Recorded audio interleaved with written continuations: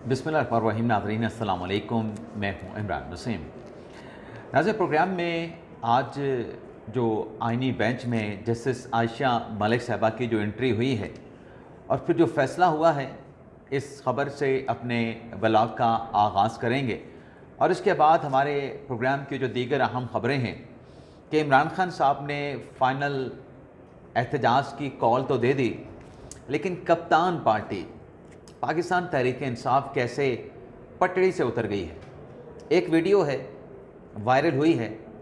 वो वीडियो क्या है, क्यों मुतनाज़ा वीडियो उसको कहा जा सकता है, बल्कि मुतनाज़ा वीडियो ही है, वो वीडियो भी आपको दिखाएंगे। इसके अलावा गंडापुर साहब के हवाले से भी एक अहम ख़बर है। कुछ उम्मीदें उन्होंने वाबस्ता की थी, लेकिन उनके लिए बुरी खबर आई है। वो बुरी खबर क्या है? इमरान खान बुशरा बीबी साहिबा के ख़िलाफ़ फ़र्द जुर्म की कार्रवाई। इस खबर की डिटेल भी आगे चल के आप देखने वालों के साथ शेयर करेंगे। लेकिन प्रोग्राम का आगाज़ करने से पहले आप खैर ख़्वाहों से चैनल सब्सक्रिप्शन की दरख्वास्त करेंगे कि जिन दोस्तों की जानिब से अभी तक चैनल को सब्सक्राइब नहीं किया गया, उनसे दरख्वास्त होगी कि चैनल को सब्सक्राइब कर लें, बेल आइकॉन का बटन प्रेस करें। वीडियो अगर पसंद आए तो इसे लाइक भी करें और शेयर भी करें। तो जस्टिस अमीनुद्दीन खान साहब की सरबराही में 7 रुकनी लार्जर बेंच ने आज 5 अहम मुकदमात की समाअत की है। एक मुकदमा तो पूरा एक बंच था 1178 मुकदमात का, यानी एक केस के साथ 1178 केसेस का फ़ैसला होना था। लेकिन इस केस में कुछ टेक्निकल लीगल इश्यूज़ आ रहे थे कि अपलांट कौन है, नज़रसानी दायर करने वाले कौन हैं, सिविल अपील दायर करने वाले कौन है। तो ये कैटेगराइज इस केस को नहीं किया गया था। और फिर साथ में जो मुतलका फ्रीकैन थे, उनको नोटिस की तामील भी ना हो सकी थी। तो ये जो 1178 मुकदमात का एक मुकदमा था, इसे 3 हफ्तों के लिए मुलतवी किया गया है ताकि जो मुतलका फ्रीकैन हैं उन्हें नोटिस की तामील करवाई जा सके। इस केस की समाअत के बाद नाज़रीन, जो दूसरा अहम मुकदमा समाअत के लिए आया वो ये था कि मोहम्मद अकरम नामी एक शहरी हैं, जिन्होंने ये दरख्वास्त आर्टिकल 184(3) की सुप्रीम कोर्ट में दायर की कि ये जो इलेक्शंस होते हैं, इलेक्शन में पूरे वोट कास्ट नहीं होते एक हलके में। यानी एक हलके में अगर 3 लाख वोट हैं तो बड़ी मुश्किल से 1.5 लाख वोट कास्ट होते हैं, और उसमें भी 30%, 25% या 35% वोट लेने वाला जो है वो कामयाब करार पाता है। तो दरख्वास्त गुजार का मुद्दा ये था कि टोटल वोटों का 50% लेने वाला जो है उसे कामयाब उम्मीदवार डिक्लेयर किया जाए।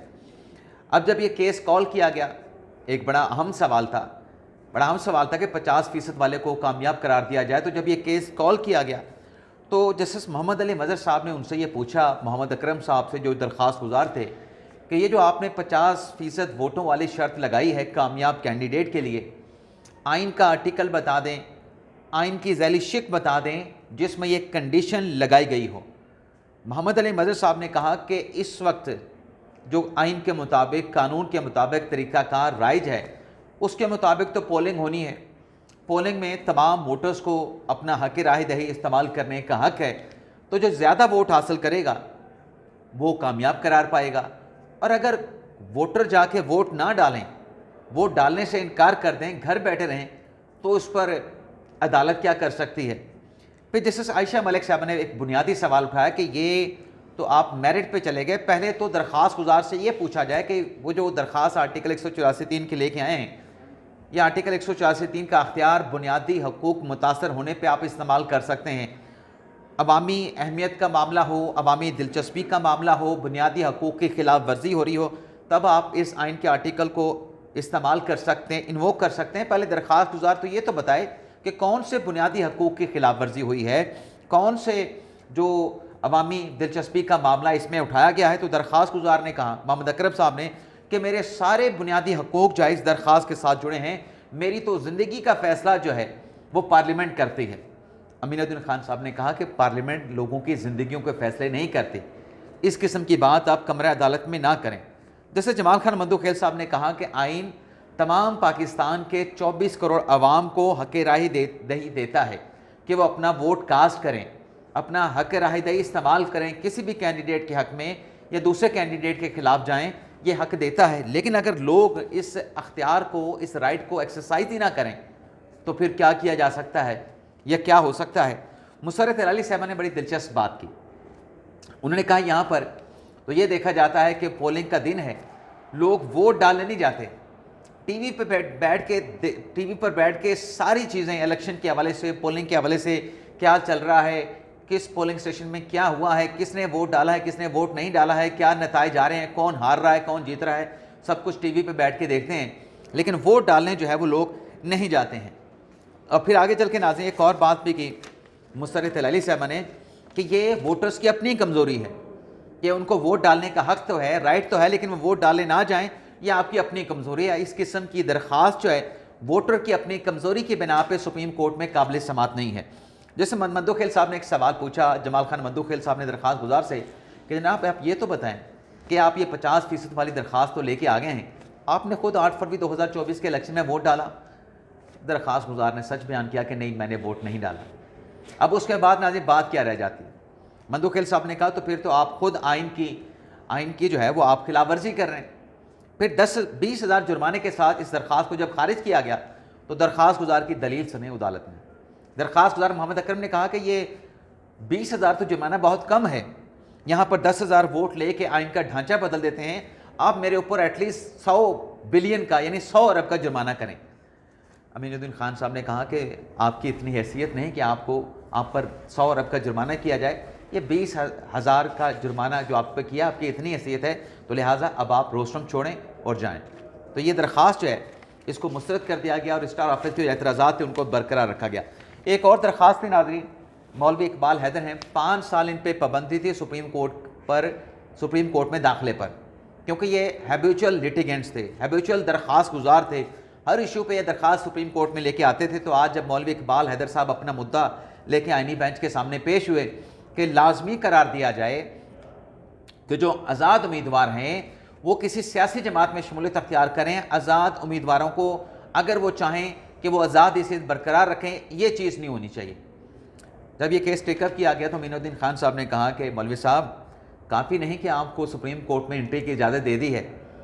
تو مولوی اقبال حیدر صاحب کو بھی عدالت کے جو تیور تھے یا جو رویہ تھا وہ پتہ چل گیا. تو انہوں نے کہا کہ نہیں، یہ میں جو درخواست میں نے دائر کی تھی اس پر آلریڈی سپریم کورٹ کسی اور کیس میں اپنا ججمنٹ دے چکی ہے.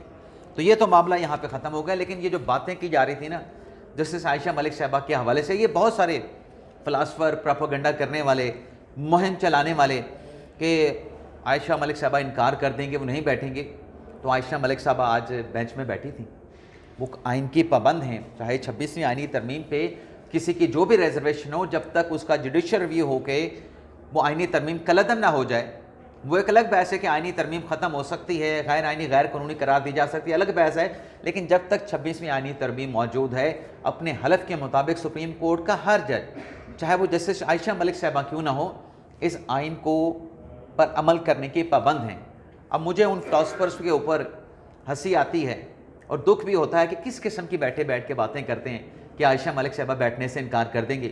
تو عائشہ ملک صاحبہ بیٹھی بھی ہیں، بیٹھ کے کیسز بھی سنے ہیں، ریمارکس بھی دیے ہیں، اور جو فیصلے صادر کیے گئے ہیں ان فیصلوں میں ان کی انپٹ بھی شامل تھی. آج کے عدالتی سماعت میں امین الدین خان صاحب سے مکالمہ کر کے، بلکہ امین الدین خان صاحب جو فیصلہ جو بھی حکم نامہ لکھوا رہے تھے عائشہ ملک صاحب سے بھی پوچھ لیتے تھے کہ ہاں اس میں ہم کیا کریں، ڈسمس کریں، جرمانہ کریں، نہ کریں.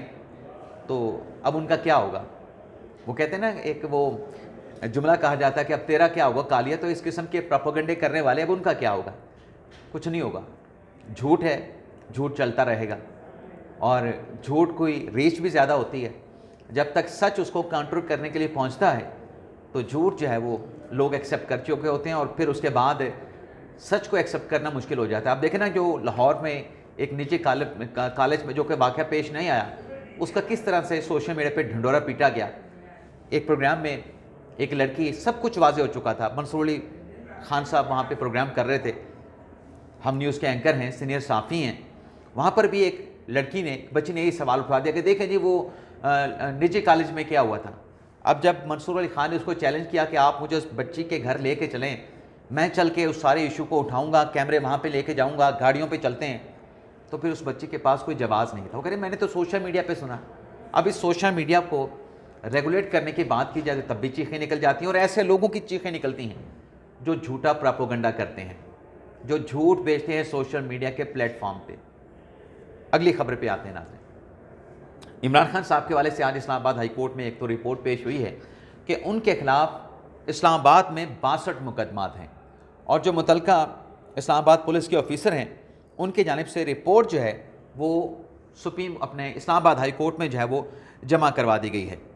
اس کے علاوہ ناظرین، اسلام آباد کی ڈسٹرکٹ اینڈ سیشن عدالت میں بانی پی ٹی آئی بشریٰ بی بی صاحبہ کی درخواست ضمانتوں کے حوالے سے کیس کی سماعت ہونا تھی، جس میں آج بشریٰ بی بی صاحبہ کی حاضری استثناء کی درخواست آئی ہے، اور پی ٹی آئی کو عمران خان صاحب کو ویڈیو لنک کے ذریعے پیش نہیں کیا گیا، اور پراسیکیوٹر نے رسیدوں کی ویریفیکیشن کے لیے عدالت سے وقت مانگا، اور بشریٰ بی بی کی درخواست ضمانت پر فیصلہ نہ سنایا جا سکا، اور عمران خان صاحب کی درخواست ضمانت پر بھی فیصلہ نہ ہو سکا، تو اس کیس کی جو سماعت ہے اسے 7 نومبر تک عدالت کی جانب سے جو ہے وہ ملتوی کر دیا گیا ہے۔ اس کے بعد ناظرین آج ایک اور بھی اہم ڈیولپمنٹ ہونی ہے، جو عمران خان صاحب کے خلاف توشہ خانہ 2 کا مقدمہ ہے، جس میں جج شاہ رخ انجمن صاحب نے عمران خان صاحب پہ اور بشریٰ بی بی صاحبہ پر فرد جرم لگانے کی تاریخ مقرر کر رکھی ہے۔ پہلے تو بریت کی درخواستیں آئی تھیں دونوں ملزمان کی طرف سے، جج صاحب نے ان بریت کی درخواستوں کو سننے کے بعد خارج کر دیا تھا۔ آج بشریٰ بی بی صاحبہ یہاں پہ پیش نہیں ہوئی اس کیس میں، یہ جو ابھی میں نے جس کی آپ کے ساتھ ڈیٹیل شیئر کی ہے، رسیدوں والا یہ مقدمہ تھا، جعلی رسیدوں والا، 6 مقدمات عمران خان کے خلاف، 1 مقدمہ بشریٰ بی بی صاحبہ کے خلاف، تو اس کیس میں بھی مجھے نہیں لگتا کہ بشریٰ بی بی صاحبہ پیش ہوں۔ اب آپ دیکھیں کہ نام کیا ہے جماعت کا، تحریک انصاف۔ اب انصاف کیسا چاہیے، کیسا ہونا چاہیے، وہ تو پھر لگ رہا ہے کہ انصاف وہ ہونا چاہیے جو تحریک انصاف کے حق میں آئے۔ اب اس کیس میں جو مطلب بشریٰ بی بی صاحبہ نے پیش ہونا ہے، فرد جرم کی کارروائی آگے بڑھانی ہے، تو بشریٰ بی بی صاحبہ پیش نہیں ہوں گی تو پھر کیا ہوگا؟ عدالت کو ان کے وارنٹ جاری کرنے پڑیں گے بلانے کے لیے، پھر کہیں گے کہ عدالتیں ہمارے خلاف یہ کریں بھی، آپ عدالتوں میں پیش ہو جائیں۔ تو آج لگ نہیں رہا کہ فرد جرم کی کارروائی عمران خان اور بشریٰ بی بی صاحبہ کے خلاف، اگر بشریٰ بی بی صاحبہ پیش نہیں ہوتی، ہو سکتا ہے پیش بھی ہو جائیں، لیکن امکان نہیں نظر آ رہا۔ پشاور میں بڑی متحرک ہے بشریٰ بی بی صاحبہ، احصاف اسٹوڈنٹ کے ساتھ، وہ اسٹوڈنٹ جو یونین ہے تحریک انصاف کی، ان کے ساتھ ملاقات ہو رہی ہے، جو ونگ ہے، اس کے علاوہ اور پارٹی کے لوگوں کے ساتھ ملاقات ہو رہی ہے، لیکن عدالت نہیں آ رہی۔ تو اس کیس میں جو بھی کارروائی ہوگی نیکسٹ ولاگ میں آپ کے ساتھ ہم شیئر کریں گے، لیکن 190 ملین پاؤنڈ کیس میں آج انہوں نے اپنا تحریری جواب داخل کرنا ہے۔ سیکشن 342 کا سٹیٹمنٹ ہے اور 79 کویسچن ہیں۔ عمران خان اور بشریٰ بی بی صاحبہ سے کم و بیش ایک ہی طرح کے سوالات پوچھے گئے ہیں، کوئی فرق نہیں ہے، اس میں بھی آج جواب داخل ہونے کا امکان نظر نہیں آ رہا۔ یہ لنگر آن کریں گے، لمبا کریں گے کہ 24 نومبر کے بعد چلا جائے، کیونکہ ان کو ڈر ہے کہ جیسے ہم نے سیکشن 342 کا بیان جمع کروائیں گے اور گواہ بھی ہم نے بتانے ہیں، اپنے ڈیفینس میں مواد بھی ہم نے دینا ہے، جو کہ ہوگا تو پیش کر دیں گے، اور اگر کچھ پیش کریں گے تو اس کا بھی جائزہ لیا جائے گا کہ آیا کہ وہ ایویڈنس کے شواہد کا جو معیار ہوتا ہے، جو آپ اپنی صفائی میں دیتے ہیں، اس معیار پر بھی پورا اترتے ہیں۔ تو اس کیس میں جو بھی ڈیولپمنٹ ہوگی وہ تو نیکسٹ ولاگ میں آپ کے ساتھ ہم شیئر کریں گے۔ لیکن ناظرین، جو عمران خان صاحب نے کال دی ہے نا 24 نومبر کی، اب اس 24 نومبر کی کال کے بعد کتنے دن باقی رہ گئے ہیں؟ 5 دن باقی رہ گئے ہیں۔ تو اب آپ ان میں دیکھیں کہ ان میں آپس میں کوآرڈینیشن کا فقدان کتنا ہے، رابطوں کا فقدان کتنا ہے۔ پہلے تو وہ شاہ محمود قریشی صاحب نے ایک بات اٹھائی کہ آپ بیٹھ کے باہر سے فیصلے کر لیتے ہیں، ہمارے پاس بھی آئیں، ہم بھی جیلوں میں بیٹھے ہیں، پارٹی کے سینئر ارکان ہیں، رہنما ہیں، ہم سے بھی آپ سے پوچھیں، ہم آپ کو بہتر مشورہ دے سکتے ہیں۔ اور انہوں نے کیا مشورہ دیا؟ شکوہ بھی کیا، شکایت بھی کی، مشورہ کیا دیا کہ سیاسی لوگوں کے ساتھ انگیجمنٹ کریں۔ لیکن خان صاحب کہتے ہیں کہ نہیں، سیاسی لوگوں کے ساتھ نہیں، غیر سیاسی لوگوں کے ساتھ ہم نے انگیجمنٹ کرنی ہے۔ تو ایک تو یہ طوفان اٹھا ہے 24 نومبر کی کال کے بعد، یعنی اپنے لوگوں کو اعتماد میں ہی نہیں لیا گیا۔ دوسری ناظرین جو بات ہے، گنڈا پور صاحب کہتے ہیں کہ جو ایپکس کمیٹی کا اجلاس ہونا تھا، آج ایپکس کمیٹی کا وزیر اعظم شہباز شریف صاحب نے بلایا تھا، جس میں نیشنل ایکشن پلان پر عمل درآمد کے حوالے سے غور و خوض ہونا تھا، اس میں RNP چیف نے آنا تھا، اس میں DGI DGMI یعنی جتنے بھی قومی سلامتی کے متعلقہ ادارے ہیں ان کے سربراہان نے آنا تھا، متعلقہ وزراء نے وہاں پہ بیٹھا ہونا تھا، اور وزراء اعلیٰ نے بھی آنا تھا، گنڈا پور صاحب نے بھی آنا تھا۔ گنڈا پور صاحب کہتے ہیں کہ ہم اس فورم پہ عمران خان صاحب کے لیے بات چیت کریں گے، اسٹیبلشمنٹ کے ساتھ بات چیت کریں گے، یعنی وہ مذاکرات کے حامی ہیں. وہ بے شک یہ نہیں دیکھ رہے کہ نیشنل ایکشن پلان کے لیے جو اجلاس طلب کیا گیا ہے کیا وہاں اس فورم پہ اس قسم کی بات ہو سکتی ہے، لیکن وہ اس بات کا اعتراف ضرور کر رہے ہیں کہ ہم مذاکرات کرنا چاہتے ہیں. اور خواہش وہی ہے گنڈاپور صاحب کی جو عمران خان صاحب کی ہے کہ مذاکرات ہوں گے تو اسٹیبلشمنٹ کے ساتھ ہوں گے. اب جو میں نے بات کی کہ ان میں رابطوں کا فقدان دیکھیں، ایک طرف گنڈاپور صاحب یہ کہہ رہے ہیں کہ ہم مذاکرات کریں گے اور عمران خان کے لیے کریں گے، تحریک انصاف کے لیے کریں گے. دوسری طرف شیخ وقاص اکرم صاحب جو کہ سیکرٹری اطلاعات ہیں پاکستان تحریک انصاف کے، وہ کہتے ہیں کہ جب تک ہمارا دھرنا اسلام آباد نہیں پہنچے گا، جب تک ہمارا احتجاج اسلام آباد میں داخل نہیں ہو جائے گا، تب تک کسی کے ساتھ مذاکرات نہیں کریں گے. بھائی ایک طے تو کر لو کہ آپ نے مذاکرات کرنے ہیں نہیں کرنے. فائنل کال کی آپ نے جو ہے وہ اعلان کر دیا ہے، احتجاج کا اعلان کر دیا ہے، اور آپ میں رابطوں کا اتنا فقدان ہے. یعنی پارٹی کا ایک شخص کچھ اور کہہ رہا ہے، دوسرا شخص کچھ اور کہہ رہا ہے، ایک مذاکرات کا حامی ہے، دوسرا مذاکرات کا حامی نہیں ہے. کتنی دیر لگتی ہے ان رابطوں کو بہتر کرنے میں؟ سب کچھ تو آپ پارٹی جو ہے وہ واٹس ایپ گروپ کے ذریعے چلا رہے ہیں، اور آپ کے واٹس ایپ گروپ بنے ہوئے ہیں، اس میں ایک ڈائریکشن جاری کر دیں کہ ہم نے مذاکرات کرنے ہیں نہیں کرنے. پھر پارٹی کا ہر شخص جو ہے اس مذاکرات کے حوالے سے بات کرے. مذاکرات نہیں کرنے تو وہ کہے کہ ہم نے مذاکرات نہیں کرنے، مذاکرات کرنے تو آ کے کہے کہ ہم نے مذاکرات کرنے ہیں. تو اس سے کیا چیز سامنے آ رہی ہے کہ آپ کا کوئی ہوم ورک ہے ہی نہیں، آپ نے ہوم ورک کیا نہیں، اور 24 نومبر کے احتجاج کی حتمی کال آپ نے دے دی.